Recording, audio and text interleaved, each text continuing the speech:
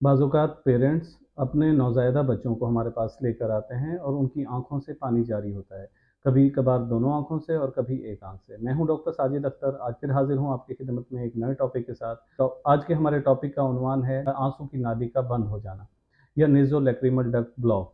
हमारी आँखों के ऊपर वाले हिस्से में इस जगह पर एक गदूद होता है जिसको जो कि आँसू पैदा करता है, जो हमारी आँखों में नमी को बरकरार रखता है। जब ये आँसू पैदा होता है तो ये ज़्यादा मिक़दार में पैदा हो रहा होता है और हमारी आँखों के मीडियल साइड पे नाक वाली साइड पर इस जगह पर 2 सुराख होते हैं जो कि अभी आप तस्वीर में आपको नज़र आ रहे होंगे।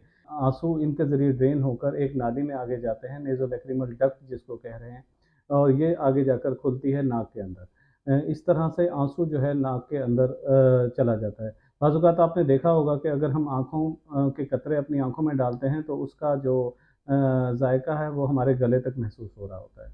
वो इसी डक्ट्स की वजह से हो रहा होता है।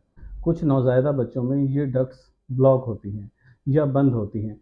उनको खोलने के लिए एक सादा-सी टेक्नीक है, एक सादा-सा मसाज का तरीका है, जिसकी वजह से अक्सर जो 90% से ज़ायद बच्चों में ये मसला हल हो जाता है सिर्फ़ सादा-सी मसाज से।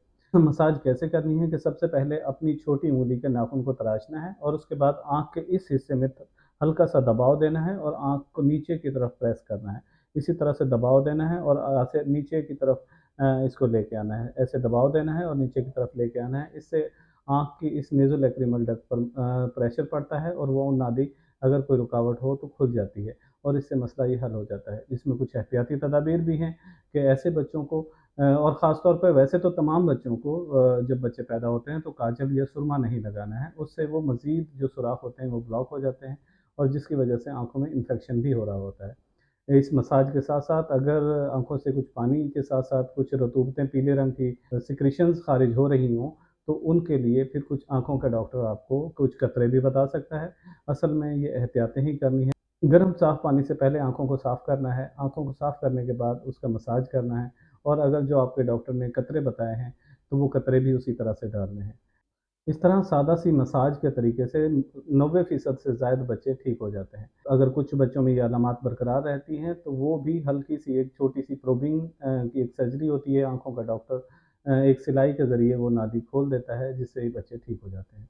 मैं आपको हमेशा यही मशवरा दूँगा कि एहतियात जो है वो इलाज से बेहतर होता है।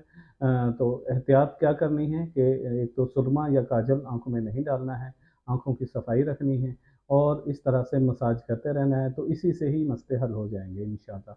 अगर फिर भी आपको ज़रूरत हो तो एक आई स्पेशलिस्ट को विज़िट करें और अपने बच्चे को चेकअप कराएँ। और ख़ुद से हर चीज़ का डायग्नोसिस नहीं बनाना।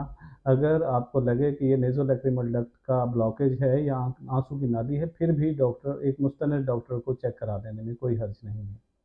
आज का हमारा टॉपिक यहीं तक था। अगर आपको पसंद आया हो तो हमारे चैनल को सब्सक्राइब करें और आपके कोई क्वेरी है, कोई सजेशंस हैं, कोई सवाल हैं, तो आप कमेंट सेक्शन में पूछ सकते हैं। आपका बहुत-बहुत शुक्रिया।